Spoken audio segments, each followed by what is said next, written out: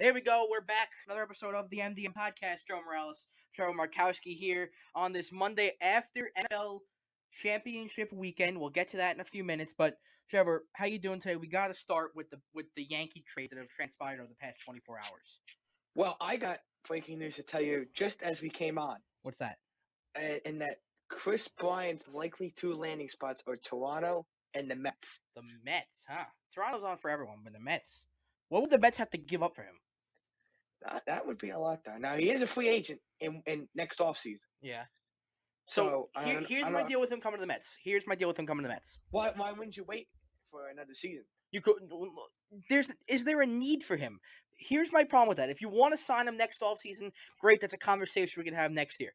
If you trade for him right now, just like you did with Lindor, you are locking him into a long-term contract. So with the Mets coming off the books the next couple of years, you got Conforto, you got Syndergaard, Lindor, and if you trade for Bryant, you have him too. So you have to keep that in mind if you're going to trade for Chris Bryant. So right now, does it make sense for the Mets? Probably not.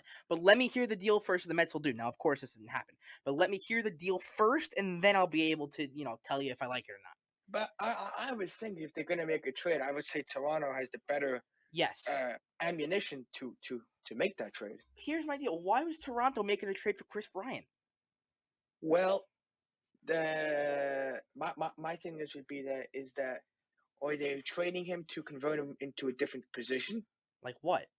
Outfield? They already have their outfield pretty much solidified. Is it that they're moving him to third base because they don't trust Guerrero at third, or he could get injured? Is that the reason? Because that's certainly a possibility. It would be silly to do that. I'm not giving up on Guerrero yet at third base. He lost a ton of weight. Yes, I agree. Or is it just a trying to keep him, trying to be better than the Yankees offense? Is that a possibility?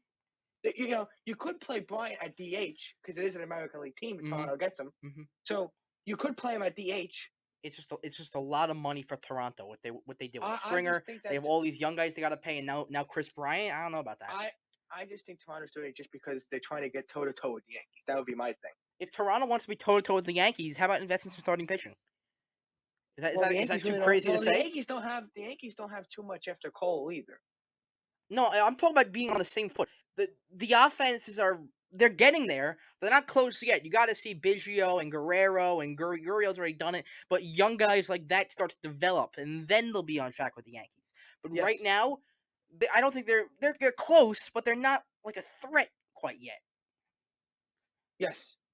So, good job on that, Trevor. But the Yankees have made two trades over the past 24 hours. And we'll start the one that just came out was Adam Ottavino going to Boston for a player to be named later. And here's my deal with salary dumps. Normally, I don't advocate for them, but here's why it made sense. Over the last year and a half, Aaron Boone and the Yankees have not trusted him. And this frees up a spot for Corey Kluber or DJ LeMahieu on the 40-man roster. So, a guy that you're not going to use, who's being paid north of $9 million, normally I wouldn't like a salary dump, but here it's okay because it makes sense. And hey, it frees up $10 million to sign, who knows, Trevor Rosenthal, maybe they bring Brett Gardner. It's just not a necessity. Adam Ottavino didn't need to be here. I think I like this trade more than yesterday's trade, actually. Really? I think that I think he had to go Ottavino. Why is that? Because I think, he wasn't showing, he didn't have a great last year. He wasn't clutching the playoffs. And you're holding up a spot for a young player in the bullpen. Right. So I think he had to go in that sense. And I think, second of all, it's a salary dump, too. The Yankees are going to acquire a player to be named later or cash. I'd rather take the cash than the player to be named later. But I don't like salary dumps. Again, let me reiterate. I like this trade. Even though it's salary dump, normally I wouldn't advocate for salary dumping. Now, they didn't give up too much. The only guy to get was a single A. An unranked prospect. I think he was 24. At the last season, he was 24. I don't know if he's going to be this season. So, a low-ranked prospect. Mm-hmm. And I'm telling you, I think this could pave the way for a big deal, potentially. With who? Well, it's going to be a pitcher. I can tell you that. You're not saying Bauer, right? No, but I think it's going to be a trade, first of all. So, like a Sonny Gray or Luis Castillo?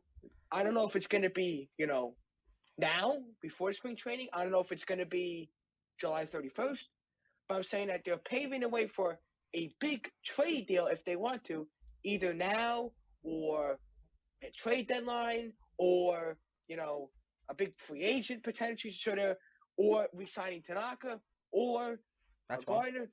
I would say this: they are salary dumping out of, they are preparing to make some kind of move. Wouldn't you agree with that? Would you be upset if it's Brett Gardner? I would be a little upset if it's Brett Gardner, but he is a lefty bat and he has won a championship, so I would not. I wouldn't be too upset. Brett Gardner can't come back for $10 million. We talked about this last time. He can. He can't. I understand that, but I do like that he's won a championship, and nobody else on the team That's fine. has. But do you have anyone else? Do you have anyone in mind? Because I think Trevor Rosenthal could be a great fit here if you want to fill the bullpen. But if they're going the route that you mentioned, where they want some of the younger guys to fill the bullpen, then they might not use the $10 million. And I got into a couple of conversations with Yankee fans on Twitter. I said, relax. We don't know if they're going to do anything with it. It could be No, Brett Gardner coming back. Maybe it's Tanaka. I don't know about that, but it could be. But if the Yankees are serious about getting younger in the pitching department, you don't sign a new one. You bring back Brett Gardner. maybe that $10 million, with COVID and injuries, could be an emergency $10 million That's what I'm saying. to Maybe they sign keep it. somebody just in case if there's an emergency in the depth chart or something like that. Right. I don't want them to blow the bank open for Trevor Bauer. I want to talk about him Yes, with the Mets in a few minutes, but he's not a priority for the Yankees. I and don't want anything to do with them. and you keep talking about the outfield. The one guy that everybody's forgetting in the outfield is you still have Talkman I'm not, okay. What there. I'm about just Talkman? saying. Well, I'm just He's a saying. backup. He is there as an option. I'm just saying that he is a good defensive outfielder late in the games. Yeah, he's a lefty bat too. I'll give you that. But what does that have to do with that? With anything? I'm just saying that you necessarily So, oh, don't have you're to. like Puig or something like that. You don't have to re-sign Gardner because you do have a lefty there. But Gardner has won a championship. He has experience, and if you want to win a championship, I think you need somebody that has done it already. I think that's key for a team. No, I understand. He's a lifetime Yankee. Like he's been here forever. I understand that. That to him it's special to be here, and for the fans to have watched him grow, to watch him win a champ. I understand why they want him back, and I'm fine with Look, it. I'm totally fine I with it. think the answer too is if there was no COVID last year, I don't think he would have returned back this year. But Who? I think he wants to be. I think he wants fans in the stands for his last game. So I think because of COVID, that's why he's coming back one more year. I don't know about that. I can't say. I don't know. Like speculating Well, on that. he did say that he would like to go out with fans in the stands. Who wouldn't? I understand that, but that could be one of the reasons why he wants to come back. Mm-hmm. I No, would I would I would certainly say that has to be at least a little bit of a reason why. I think if they come back, if he comes back, he needs to be a bench option. He cannot take playing time away from Clint Frazier. It's fine if he wants to come back and ride the bench, so be it. But I believe that he can still be a major league outfielder on any team that wants an outfielder. Yeah, and you could use Gardner also if you wanted to for a pinch runner because he Mm-hmm. can still run a little bit. Right. You can still run a little bit, or you could as a pinch runner, you got a slow guy in there. Mm-hmm. You can replace him. You can still be used as a runner late in the game. Right. And the Yankees made another trade. They traded for Jamison Talion, and it's going to take time to pronounce that. I still haven't grasped it. But I think it's Italian. it's Italian Talion. I've heard a billion different pronunciations, but they traded from. And what it does is it gives a much needed rotation depth. And before this, the rotation was young, it was inexperienced, and Talion here, I'll tell you something about him. He's a question mark. Just like Severino coming back from an injury is a question mark. Just like Devi Garcia and Clark Schmidt are question marks. It's just another question mark. And it's kind of funny, too, because this is such like a typical Yankee trade. I'm not bashing it because I like the trade, but a guy who's always hurt, hasn't pitched in 3 or 4. Like it's just a typical Yankees Well, trade to find like these guys who are down in the dumps and try and like bring them back up. I'll give you the question mark in a minute, but they gave up Uhura, who's supposed to be. I've heard good things about him. All right. But after that, they gave up a kind of a low-ranked prospects. They didn't give up after Uhura. They really gave up too much. No, they didn't. It was much besides her. There's much like guys I never heard of. A couple of low-ranked guys, but Severino, Kluber, and Montgomery? Italian. Okay. Okay, last year, how many stars did they make last year combined? I want you to take a guess because I know the answer. Kluber? Who's saying? Kluber, Talion, and Cole? And Severino. And Severino. Severino made none. Yep. Talion made none. Yep. Kluber might have made a start. I know he only pitched an inning. Was that a start or a relief outing? the three combined, they pitched 1 inning last year. Yeah, So you come after Cole and a Montgomery, little shaky, a little shaky, a little shaky. and then Garcia and Schmidt only 40 innings combined in the major leagues, and there was no minor league season last year. Hmm. It's a lot of wild cards after Cole. That's what I'm saying. So they are low risk, high rewards for Talion and for Kluber, who hasn't both these guys didn't pitch last year at all. So if they pay off, this rotation can be pretty good because you still That's a big have if. you still have the support of Severino and Montgomery and Garcia and Herman and you name it. They have like 9 people that could start games. But Again, that's a big if. it's a question mark. A bunch of them are question marks. So going into the year, do you feel safe with the rotation? Are you willing to run with it? Well, I think under the circumstances, again, I can't say the Yankees didn't make moves because of COVID, because they did towards the end. Right. I can't say that. Right. You know, I thought, obviously, the Reds asked for Torres, and that was obviously no. Mm-hmm. Uh, you know, that's not gonna happen. Right. I think under the circumstances that they asked with money and all that and trade, I think they did the best that they could possibly could. No, I agree. I agree with all the constraints they had with the money they lost. I totally understand. And I got to thinking because last year we did all season grades, and I'm pretty sure I gave the Yankees like an A. And the reason I didn't give them an A plus is because they didn't get a backup catcher. This year, I got to thinking, what will my off-season grade be so far? It's going to be tough because you had COVID, lots of loss of money, so it's going to be tough to grade them. Right. I think I'd stick with an A. I would say they're no worse than a minus B Yeah. plus. No, then it definitely wasn't a failing off-season. Totally great. I liked it. Was it an A No, plus though? Tough to debate, was it but a we'll see what else A they do. minus maybe? Yeah, I could stick around A minus or an A. Yeah, my thing is that is there one more move in the Yankees? Brian Cashman always got a trick up his sleeve. Yeah. I don't think this was a trick. I think this was rumored for days now. Mm-hmm. So I wouldn't call this a trick. I mean, wouldn't you agree? This has been rumored for a week now. Yeah, they've been rumored for pitching. I've seen Tallion's name come up a couple times. Yeah. So and especially as Friday night went into Saturday, the rumors were starting to heat up. Yes. Yeah. But my thing is that is there a Cashman trick up his sleeve? A player traded out of nowhere? Is there a trick? Is there a big move? Because certainly the releasing of Ottavino or trading him at $8 million, the Yankees had to be preparing for, I would think, some kind of a move. No, see, this is what I was talking about before with the Yankee fans. Not you, the people on Twitter. They think that with the $8 million, they're going to go out and sign someone. I think it's just to free up 40-man roster space. It was a salary dump. It was a roster dump. That's what I really think it was. Well, I think they're preparing for some kind of move. I'm not saying now, could be maybe in the middle of the season. Like a trade. A trade deadline, or an emergency free agent signing, or a trade now. Maybe it's this. Maybe it's exactly what we're both saying. Maybe right now the trade is to free up a roster spot, but that $8 million maybe towards the trade deadline is going to be used. Maybe that's what's going to happen. Well, we might be saying the same thing as what I'm trying to say. Yeah, is Clark Schmidt on the 40-man roster? Yes, that would be okay. So it's not for him. No, it's for LeMahieu and Kluber, who are not officially signed yet. What do you mean? I think isn't LeMahieu officially signed? No. When's he officially signed? They needed to move because I think Yair was on the 40-man roster, I believe. Yahor, yeah, he was on the. Is that Yahor? Yeah, whatever his name is. Yeah. And so was Adam Ottavino. So there are your 2 spots for Kluber and LeMahieu. Yeah, that's potentially, and you get those 2 roster spots like they talked about, right? And you do get those money just in case if you ever needed it, or if you want to make a move, or something like. Because I'm telling you this: if the Yankees make a move now, the person who's leaving is somebody on a 40-man roster spot now. At least one of them.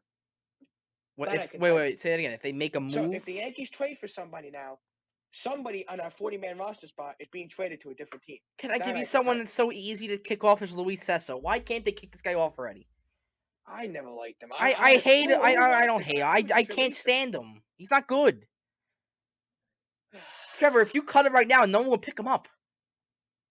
I know that. Yeah, you could do Cessa if it's a big deal. You could throw in Cessa, over the top, final piece if you want to. I would trade Cessa to the Mets for like a Tom Seaver signed autographed baseball card, like something like that. That's how much I would trade Sessa for money. that's what I'll trade him for $1. That's how much I think. That's how lowly I think of Luis Sessa. I don't think he's that good, really. He's not. I don't know what their obsession with him is. Has he You ever know, had an ERA that's better than 4.3? I don't think so. I think maybe he's had the mid fours this year, but that was Yeah, I know. But so yeah, I would if they need to make a move, throw in Sessa. But yeah. That's right, Joe. We had a couple of we had a move in between the Yankees overnight, and I want you to get your thoughts on that. What's your thoughts about Brad Hand? let's go right into Brand. That was the next thing I was going to do. Of course, thinking about the local perspective of this is that the Mets missed out on Brad Hand. So for the Nationals, they get a lefty closer, they essentially a Doolittle replacement. Would you agree with me there? Yeah. And it makes their bullpen a little bit better. And over the past couple of years, especially when they won the World Series, the bullpen was one of the worst in the league. But they found these like hidden gems. Like trading for Daniel Hudson from Toronto was a great ad. And he had a Yep. shaky year last year, but maybe in a full season with a full spring training, he can rebound. So you still have 2 or 3 guys. You still have Will Harris too. 3 guys in that bullpen now that can get you outs late in games. I love Brad Hand. He's definitely, with the way the teams were looking at him this year, only got a 1-year deal. He's vastly underrated. And I agree. good. I want to get your thoughts on the deal for Washington. Well, I think it was a good signing for the Nationals to shore up that bullpen. I think the Mets missed out. I would say certainly, and the Nationals. I think the NL East again, and it was like this last year. It's been like this year before. I think it's a wide open race again. For the NL I East? think, yeah. Sorry. I Yeah. think the Braves are obviously leading the way, Mm-hmm. but the Mets have gotten better. No question about that. The Phillies, we don't know yet what's going to happen. Maybe with Dombrowski there. Don't forget Ramirez still out there. Dombrowski might make a splash. He might. He's known to throw some money around. The Marlins, I mean, can they repeat what happened last season? That's a question remains to be seen. Dude, you have 5 teams in this division trying to win. And also, don't forget, the Nationals have started to rebuild their team without losing. Because last year the offense was putrid, and they began to do it with Josh Bell and guys like that. There's a lot of question marks with all the teams. There's no question about that. Yeah. But I would certainly say right now the Braves are, I'd say, the front runner to win the division. For me, it's Braves then Mets. I would say the Mets are probably, tied with second. Depends what the Nationals do. Right now. I mean, we'll see what happens. Yeah, for the Nationals, with me, the Nationals have not gotten enough bats to regain the advantage in the NL East. Could the Marlins repeat what they did last year? Maybe. That's what I'm saying. You have 5 teams in this division that are actively trying to win and will be competitive next year. It's going. Yeah. Sorry about that. Yeah, I'll tell you this, Joe. This is the division that you do not need 100 wins to win. No, absolutely not. Well, I think if you get 92, 93, I think you win this division. Well, if they're all competitive, then you're not going to have a team like that. You might get one or 2 teams to 100. It's happened before. But if all 5 teams are over 75 wins, then 100 wins might not be necessary. It might be at the end of the Central couple years ago. The winner was 90, then it was 88, 87, then it was like 81, and then like that. I think all the teams would be around between 90 and 80. That was the year with game 163, right? 2018? Yes. Yeah, I remember that. That was a good year. And NL Central, too, they've been known to have wide open divisions for the past couple of years. Yeah, well, they've had a couple teams bounce around, especially now with the uncertainty of Milwaukee and Cincinnati. I don't know. Well, let's just say this: the NL Central has not had a 100-win dominant team in the last. No, but they've had a World Series winner past 5 years. They did. I'm just saying. I think the NL East is. I think this is a division that you do not need 100 wins to win this year. No, I guess so, but no team in the National League Central is going to get 100 wins. And I think in the East too. But the teams in the East are better. It's just the fact there's more competition there. Yeah, well, I would say this. I mean, let me ask you a question. Do you really think the Marlins are that great of a team? No, I think they took the momentum from when they got that COVID problem in the early of the year. Actually, do you really think the Phillies are that great of a team? Not right now. No, the pitching's very shaky. No, they're around 500 to me. Do you really think the Mets are that good? Yes, I do. Do you think they're a 95-win team? Debatable. It's the Mets. Something's going to go wrong, but that bullpen, it could be better. Brad Hand should have fit well in here. Well, now without Brad Hand, our bullpen could be better.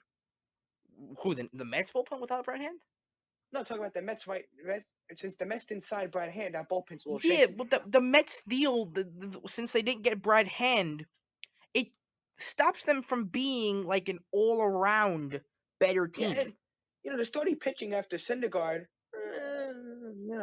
got a couple of young guys in there. You don't know; they're gonna have the ups and downs. But let me ask you this: what has been the kryptonite of the Mets the past couple of years? It's been the bullpen. Underperform. Well, I would say that, and they have roster talent that should play better than expected. But They mainly should, it's been the bullpen. You've had failures with yeah, Edwin Diaz a couple years back, and Dylan Betances, and Joey Familia. and That contract's been injuries. a disaster.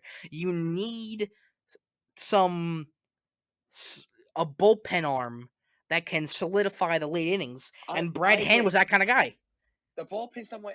I'm going to tell you the Mets rotation after DeGrom. You Mm-hmm. have Dustin Peterson, who looks like a promising, but in year two he's going to have his ups and downs. Mm-hmm. Wouldn't you agree? Yes. You have is Matz is still on the team, right? He didn't Mm-hmm. get traded, right? Yeah. Do you really trust Matz? No. You have who else am I missing? Syndergaard, right? Syndergaard, Stroman, Carrasco, DeGrom. Well, you have Syndergaard. I mean, how can you trust him after that An injury? injury, I don't know. It's like the same as That's a Severino. We don't know. question. Stroman didn't pitch almost at all last Stroman year, doesn't enjoy being here. so he's a big question mark. Mm-hmm. Am I right? Yeah. Carrasco's getting up there in age now. Still a good I pitcher. mean, he'll give you 5 solid innings. Yes, but here's what you're doing. You're finding the weak spots of the rotation. Look at some of Well, the bright spots. They have a very good 1 through 5. 1 through 5 with major league experience well, that have been proven well. pitchers, aces on teams. Like I think that the Yankees and the Mets are very similar rotation. They have guys that can do it, but they have a no, lot of I'd still question give marks. the Mets the advantage Oh by a yes, lot. yes. I'm just saying that it's very similar because you have Syndergaard who could do it, but he has a big question mark over the injury. Right. You have Stroman who didn't pitch almost all of last year. How does that affect him? You have Matz who had a very shaky year Matt's out of last the year. rotation now though. Yeah, I'm just saying. He's Still an starting. option, right? He's an option. He had a shaky year last year. You have a second year pitcher who's going to have his ups and downs. Mm-hmm. You're going to have, a guy like CC or a guy similar to him who gives you 5 solid innings. So I'm just saying the rotation at the surface can be very good, but they have a lot of question marks. I don't necessarily agree with you there, but a couple more things on Brad Hand. Here's the main problem I have with Brad Hand going to Washington as the Mets. How do you let him go to a division rival, and how do you let a 1-year deal stop you from outbidding your division rival?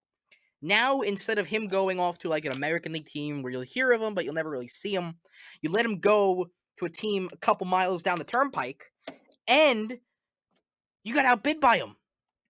Yep. The Mets couldn't give him 2 years at $10 million. He would have totally accepted that. I would completely agree.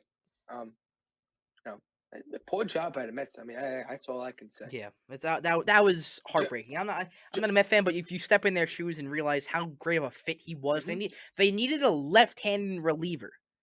That Yeah. was one of their obvious and glaring holes, was a left-handed reliever, and they let him go to a division rival. That's what upsets me.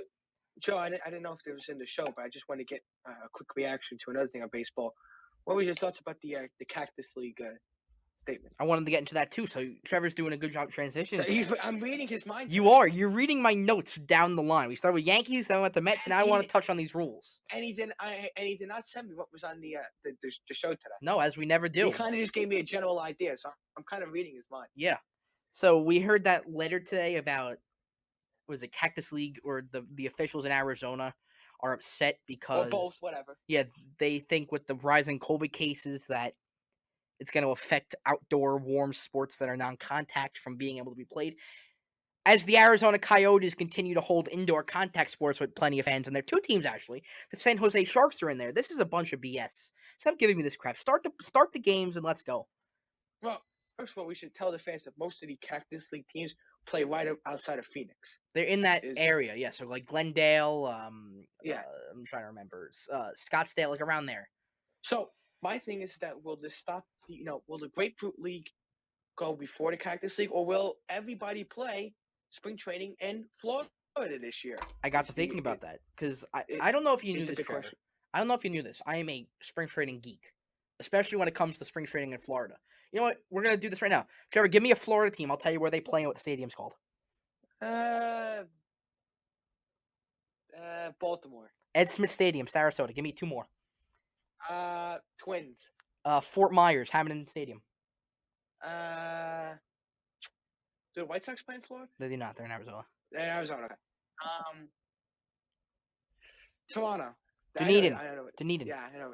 So, But good. the thing I like about spring training is I like to see the prospects play. Yeah. That's my thing. So I will. And I love. First of all, I love to see the lineups to see what guys I don't know. Right. That's my number one thing. Uh-huh. But second of all, I look to see if there's any prospects in there. Uh-huh. You know, like the major league guys who are established, I really don't care about them. The But I'm looking A's to see- actually came out with a list of their prospects who are going to be going to wherever they are in Arizona. Yeah, so I like to see the prospects. I like to see, Wander Franco. I want to see him. Mhm. I want to see, Nate Pearson. Mhm. Those guys. I'm tuning in to see. Right. And for me, spring training in Florida, the glaring sunshine, the big complexes, the day games in the afternoon on the Monday or Tuesday, they're always on. That's what I love about spring training. So with the Cactus League threatening with no integrity, they have San Jose and Arizona playing a couple minutes down the street in Arizona with a bunch of fans in there, a contact indoor sport, but they can't continue going on with a outdoor non-contact sport. It's a bunch of BS. But if for some reason the Cactus League will have to move over to Florida rather and play in their stadiums, there's a couple places that can do it because through two stadiums in Florida share complexes. So with the Astros and Nationals and the Cardinals and Marlins, those teams already share spring training complexes. So if they can do it, other complexes do it. And there's some empty stadiums. The Daytona Torgas, a minor league team, they used to be the Cincinnati Reds. Their complex is still up. Disney World, the Braves at Champion Stadium, where they moved down to Northport now, but there's still a stadium standing there. So if they can't share complexes, there are still some open stadiums. Oh, Joe, the other thing that open states, you have Tropicana Field, you have Major League Stadium. And Miami. Yeah, and you got Miami too. And the other thing, Joe, is if you really run out of space, you could always use SunTrust Field in Atlanta. Mm-hmm. Or other Major League ballparks. You could do that too, yeah. So you could use. I'm just saying if you want to stay close to Florida, right? But you can always, or you can use. I think there's a minor league team in Mobile, Alabama. Mobile. There's a team in Pensacola and on the Panhandle of Florida. Yeah, you could. There's a lot of empty stadiums that can be used. Definitely. So there are options, but it's a load of crap. And also, this got me giddy. And also, I should also mention this: the players' union came out and said, "Screw off, we're still going on." So good on the players' union for doing that. But we also found out today. Guess what's coming back, Trevor? I know the pitcher. The pitcher hitting's coming back. Well, oh yeah, baseball's back. I think this is going to be a 1-year thing. Yes, it is. Because the CBA's up at the end of the season. We got to enjoy it. We got to enjoy it. I think that eventually the good of baseball with the universal DH will come. It's coming. Like I said, look, even before the pandemic, this has been rumored for years now. Yes. And my thing is that why discontinue it for 1 year, and then if you have a good chance of re-putting it back next year, just continue it, is my thing. I thought that when they put it in last year, that was the end of it. Because once you go to it, you can't change back. Right? That's what I thought. Yeah, but I think for me is once the CBA is up at the end of this year, it's probably going to be in the new CBA. Yes, but also there have been CBAs up in 2011 that didn't feature the DH. Well, I'm just saying now, and as the years go on, it's more and more likely. But it's been skipped over multiple times. Well, like I said, back in 2011, it wasn't really talked about as much. I think it actually was. It's been talked about forever, but they just seem to skip over it. And with all the money issues, it might not even be a priority for them. But I'm just saying. But I think eventually, with the new generation of fans, I think eventually will happen. Yes. I think it's inevitable. Yes, eventually will happen. I agree. But the no expanded playoffs that that's great. Absolutely love it. Expanded playoffs is going to ruin the sport. Yes, I totally agree with that. That should not be in. Again, if you wanted to add a best of three to the wild card, I would be fine with that. If you're just talking about adding more games, not more teams, I would be okay with that. But Joe, do we have I know those two. Do we have any ruling on the 7-inning doubleheaders? Those are next up for the union and the league to talk about. So we don't know right now. Not official. I just know that that's from Bob Nightingale of USA Today. That is the next thing on their agenda. Okay. How about the rosters? Are we going back to 26, 27? I believe we're going back to 26 now. Okay. Remember, we're supposed to go from 25, 26. And then they stayed at 28 last year. Yeah, are we having taxi squads this year? Not to Do my we know? knowledge. Okay, so it seems like we have a little ways to go in finding out what the exact Yes, rules and of are. course, typical Major League Baseball does not have this figured out, as we're about 4 weeks away from spring training and players report in a couple days. But typical Major League Baseball. Can never be Well, confident. I think the first official spring training games are the 27th. It's a Friday actually. There's two Red Sox and Tigers play as college teams on a Friday. Well, I don't count that as spring Oh, I training. definitely count those. I'm I'm I I'm don't I'm count them. I'm locked and loaded on those games. I don't count them. I count when they play real major league teams. So So if the going the by that, it goes Saturday, by Saturday. yeah, Saturday for me is the real day for me. I'll be watching. Uh, but yeah, I think we have teams. Where we have players reporting in like what 2 weeks, something like Here, that. I can get right now. I use this website. It's a great website if you ever want to learn about spring training. It is Spring Training Online, and they have it. JoeMorales.com. Yeah. but, but they have reporting dates for all the teams. None of them are filled out yet, but the earliest I see right now is the 16th, and that's the Orioles. So And those will okay, do we fill up know? as we find out more information on the season. Yeah, so it seems like that's a couple weeks away. Uh huh. So I'll tell you right now how many days. I'll get on my calendar here and I'll tell you.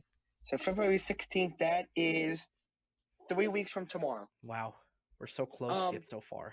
Joe, do we know since this are we are New York based? Do we know the Yankees and Mets reporting dates, or we don't know them yet? I think we have the Mets. The Mets are Okay, scheduled for the 17th, that's 3 weeks from Wednesday. Wednesday, and nothing on the Yankees yet. Well, normally the teams reporting dates are very similar.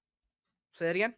Normally the teams reporting dates are very similar. You know, one day Yes, off. it's going to be that week definitely, and Yeah. most So players have actually already reported. They go to voluntary workouts down in Florida already. yeah. So the official reporting date that those 16th and 17th. That's just for pitchers and catchers. Just pitchers and catchers. Okay. And so yeah. Well, I would say most players were probably down in Florida because of the COVID. Yes. So I mean, they're probably down there a couple weeks in advance. That's what I'm saying. So a lot of them are already there. It's spring training for pitchers and catchers and reporting dates. They've become a thing of the past because teams or players rather are down there almost all year round training. Those spring training facilities have become 365-day workout places. They just go Yeah, there but all the time. There's still nothing like reporting day Of though, course, there's not like spring and there's still training. nothing like that first official workout. Yeah, you're totally right. I want to do one more thing on baseball because we talked about expanded playoffs, and I wanted to give you my expanded playoff format. What we're gonna Okay. do is we're gonna add two teams. They're Okay. each gonna play in a one-game playoff, Yeah. and it's gonna be called the wild card tournament. So you have two teams playing a wild card tournament, so a Yeah. one-game playoff. And the next day you play the other wild card team. Oh boy. So Joe, you're actually adding one wild card team in both leagues, so I two teams think in total. I think that's a bad idea. Why? Don't add any more teams. If you need, because no, listen, just like the DA's coming, they're gonna add playoff teams. Add Well, one more team in each league and have them play back-to-back days, one-game playoffs. I will give you my format. What I would do. No added teams, but more games is my thing. You know, the wild card say we should do a best of three, and between the regular 10 teams, but the best of three for the wild card. That I'm just adding two more. Two games. things with that. Okay.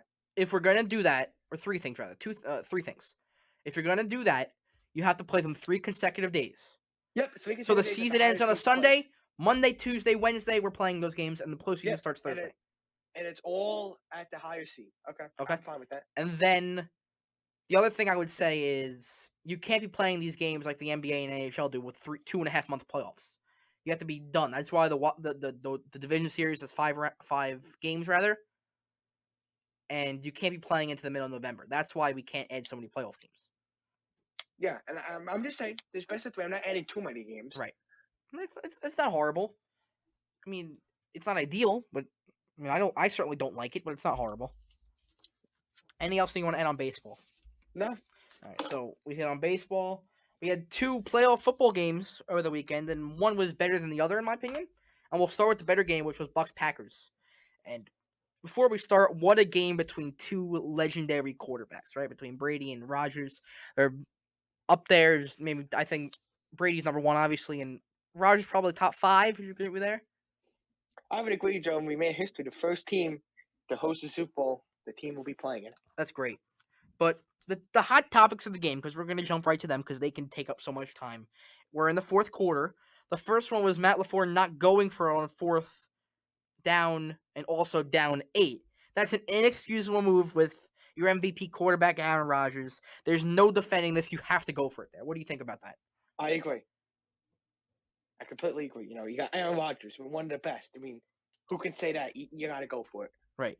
And if you don't go for it, which they didn't, Tom Brady gets the ball back. And why would you want to give Tom Brady the ball back with time?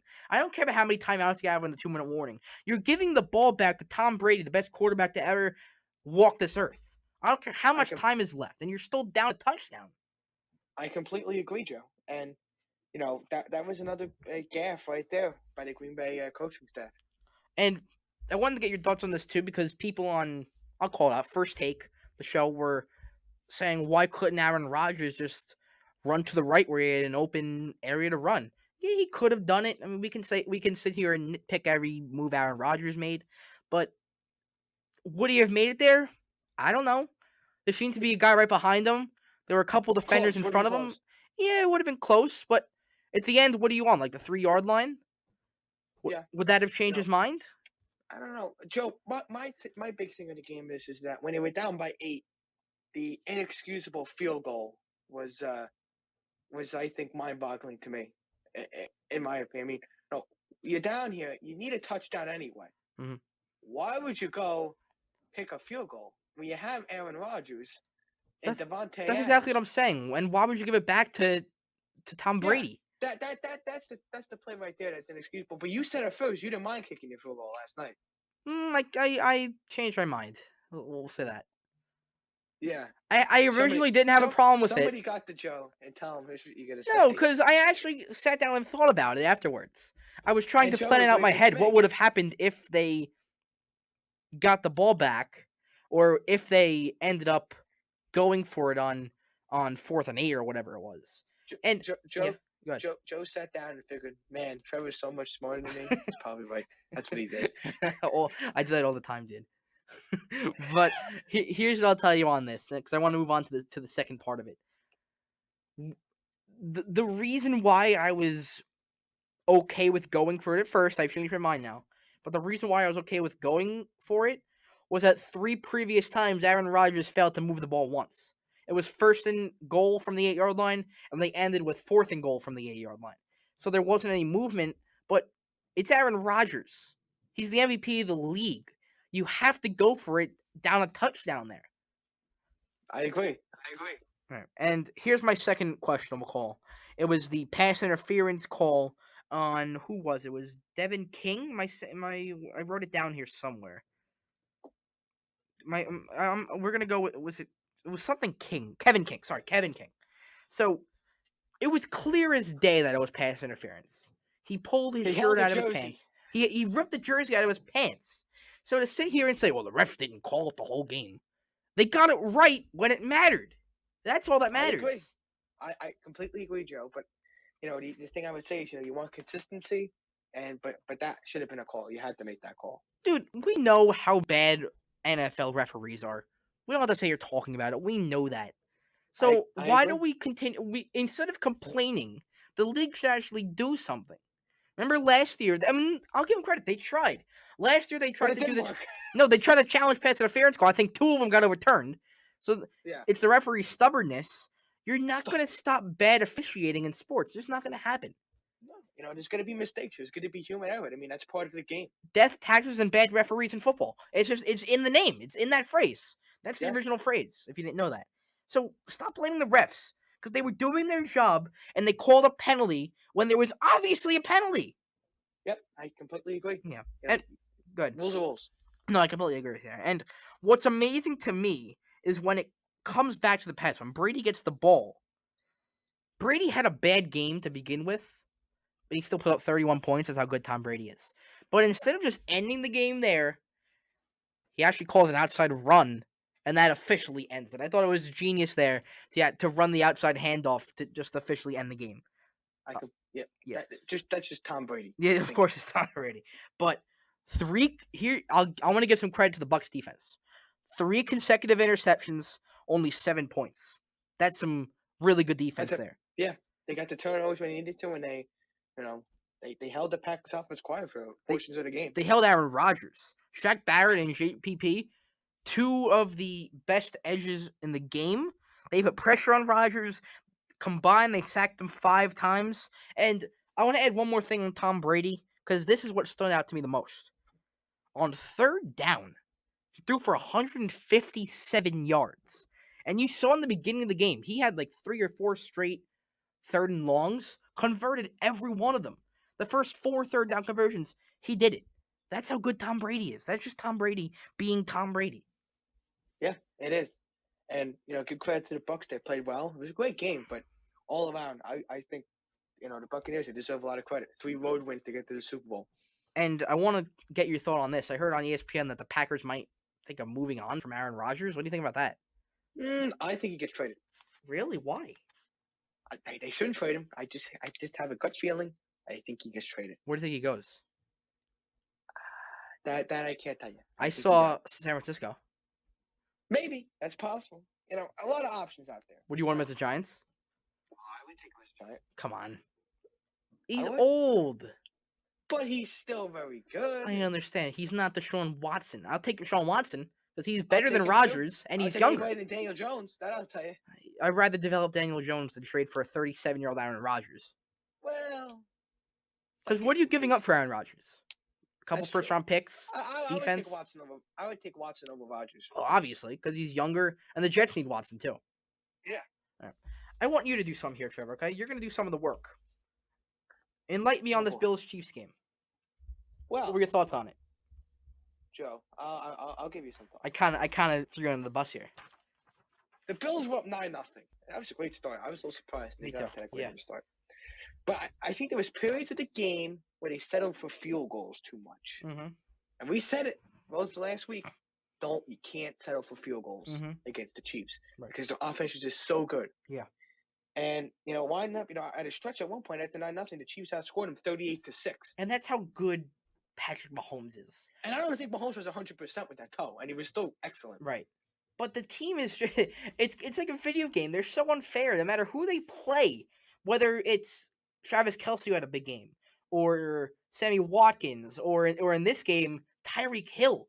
It felt like Tyreek Hill did so much more. He didn't score a touchdown, but he did have 172 reception yards. It was like everywhere you went, Tyreek Hill was running up and down the field. He was over there. The running game was pretty good. Williams had 52 yards. Hartman had a big one for 50 yards on one carry. But Patrick Mahomes, 325 yards, 3 touchdowns. He never put the ball in harm's way. He's playing hurt too. He played with a hurt toe.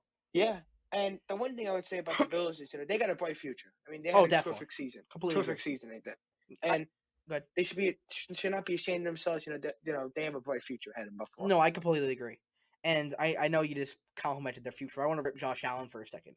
And as I was watching the game, I kind of got like Lamar Jackson vibes from last week because he looked totally lost. There were plenty of plays where he dropped back and tried to run but lost yardage. Like there were too many of those for my liking.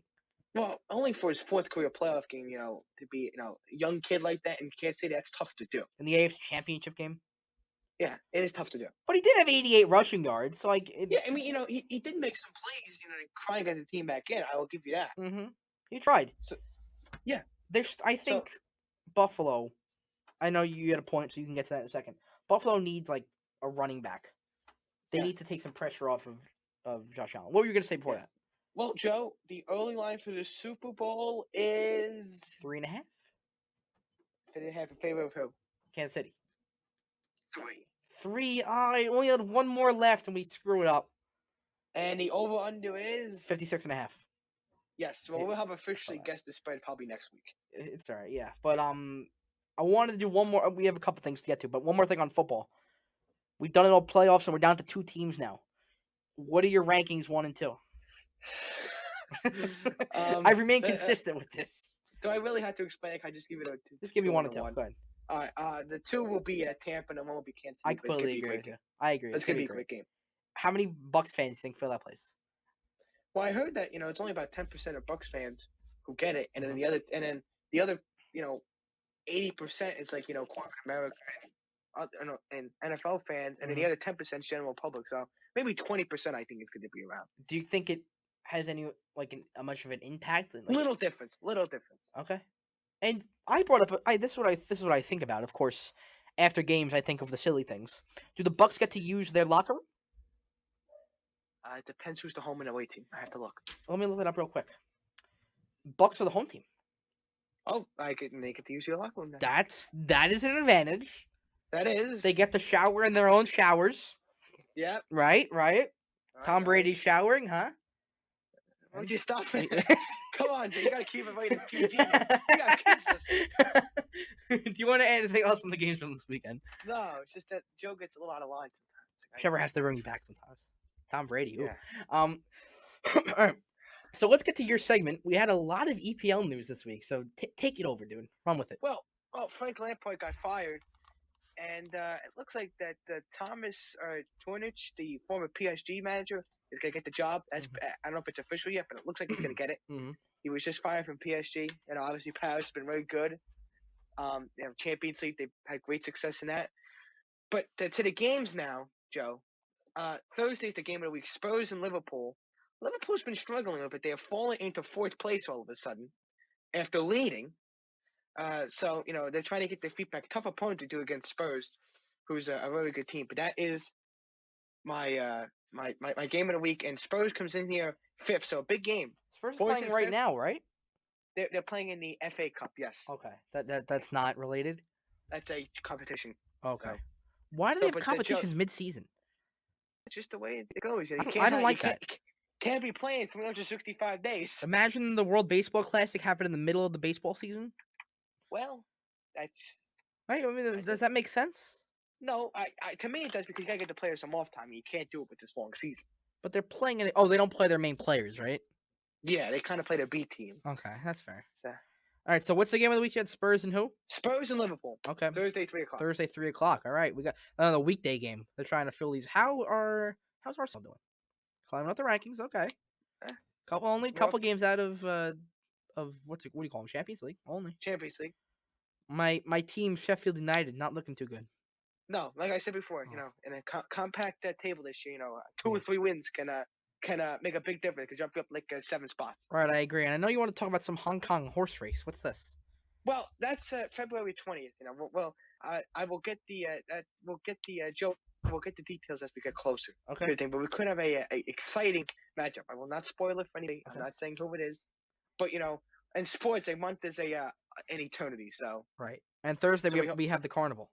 Yes, so we hope everybody, humans and horses, get everybody there healthy. Yes. To February 20th. So. And sorry I let you down there, Joe. But, it's all right. I'll have to wait for my Hong Kong horse racing. Do you have any preview for the carnival this Thursday? Well, the notes come out tomorrow. Mm-hmm. So I think it's gonna be a good carnival. Did the menu come out? The menu comes out tomorrow. Okay, got it. We got the UAE 1000, which looks like a good race, but that should be good. We got a couple of turf sprints that looks pretty good. So I think it's a good day. The night 2 of the carnival looks pretty good. All that on Thursday. Yes. All right, and let me know when the funnel cakes and the cotton candy's all ready, and then I'll let you know what the menu is tomorrow. And then I will be there. I'm talking to the chef tonight, so good. I will put in a recommendation for corn dogs. I have a corn dog. All right. I will. I will perfect. Put a recommendation for corn dogs. All right, and lastly, we got to talk about our basketball teams. You want to talk about the Lakers first? How about we talk about your Nets first? Well, I did hear they're eyeing JaVale McGee from Cleveland. Huh? An ex-Laker. Yeah. Oh, do you like him as a Laker? Yeah, he was all right. A spare part. I like to call No, that's exactly what he's going to be. We need some depth at center. And I also heard they were eyeing Kevin Love. That's more of an unlikely target at this moment. Yeah, I don't know if I would go after him. I don't know either. It's kind of expensive, huh? So, Joe, what was your thoughts about the last couple games for the Nets? Well, they dropped the other one in Cleveland. And the bat. I wish I could show you. I have my baseball bat right here. If only that was down here on Saturday night, it would have been through the TV. But we got a little bit of a win. Or we didn't get a little bit, but we got a win against Miami. Of course, typical Nets with the drama. We had to get close at the end, but we got someone tonight, right? We play the Heat. We get the Heat again tonight. Okay, so maybe a little back to back. Heat are a bad team. They can't score. But the Nets are 10-8, Joe. You unimpressed so far? Oh, I think that's pretty obvious. I'm very unimpressed. No one can play defense. I mean, I bet I can go there and just stand there. I'll be a better defender than freaking DeAndre Jordan and James Harden. I wish James Harden go back to Houston. Can we just revert that trade? Nope. I hate. This is gonna be one of the worst trades in history. Mark my words. We'll see. How about the Lakers? What are they doing? Well, the Lakers, they had that very good win over the Bucks. That was a great win. Mm-hmm. They play really well, LeBron and AD. Right. But then against the Bulls, AD came out with a chip on his shoulder, 26 points in the first half. Yes. That was So after coming out and saying that he was unhappy with himself. yes, again, accountability on the Lakers. That's what you need. Right. And the Nets. Um, Nets need that too. yeah. Well, the Nets need that. Nets need a lot of things. Too many things to list. But they beat the Bulls. Again, the score represented 11 points, but really some of those points were garbage time. Right. Yeah, the Bulls. I mean, at one point the Lakers were up by 30. It was a really good game. Like I said, we're 9-0 on the road. That's unbelievable. Right. And tonight we are at the Cavs. They are 11.5-point favorite. By the way, that line has really jumped. Is somebody not playing? Because that line went from like 9 to 11.5. Let's see. Oh, Kevin Love's out. Ooh, maybe get traded to the Nets. Maybe. I'm trying Who knows? to see the injury report here. Okay.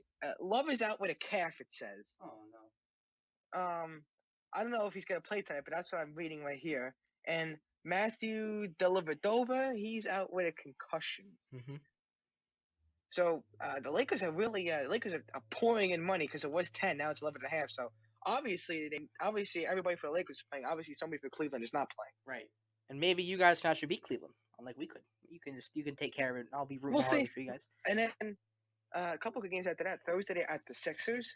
Right. It's a good game. Yep. ESPN. After Pistons Thursday, I mean they really should win that game. I hope. Pistons are horrible. And our first Saturday night ABC NBA game, Lakers Celtics, always a classic. Oh, always a good game too. The two teams in the most championships, always a classic. I'm telling you, man, I will live for the day. I said this last year. I look for the day when the Lakers tie the Celtics. That happened. I will live for the day when the Lakers pass the Celtics. Maybe we get one or two more with LeBron and AD with this core. Maybe somewhere along those lines, right? Maybe. We can only hope. And then Joe, we're all counting down, man. February 18th. Every game it gets closer. Yes, and I'm trying to figure what day of the week is that? That's a Thursday on TNT, 10 o'clock. I was gonna say maybe we should do some sort of instant reaction to it. I don't know if a Thursday night's gonna work. We'll figure something out as we get closer. Yes, but I do want to add one more thing, and then you can discuss your stuff too. The Rangers just find new ways to lose every night. It's kind of embarrassing. It's like last night it was a goal in the last second, went right through Igor's legs, and then the other game against Pittsburgh the night before goes to a shootout and they can't convert there. I wanted to go on and tell you this. I don't know how much you like hockey. You say you're a Canucks fan, but do you enjoy shootouts in hockey? No, I want 3-on-3 overtime until somebody scores. I want perfect 3-on-3 overtime for at least 10 minutes. I'll do unlimited time. Shootouts ruin the sport. It was a great game with the Rangers and the Penguins. And then they have to go to a skills competition. Imagine football, after a 15-minute overtime quarter, they kick field goals. That's exactly, or a home run derby in the 11th inning. I know you probably like that because you hate extra innings, but it's something like that. Yeah, I agree. And, I think it should be continuous overtime. But to get to my Canucks, brutal. What a poor start to the season. Yeah. 2-5. 2-5. Hey, me and you both had a good start. But I think the problem is, it's not like they're not finding new ways to lose. Mm-hmm. The problem is the power play's been awful. Mm-hmm. And the defense has been awful. Right. So I think they need to close this team. And the offense has not been bad, by the way. Right.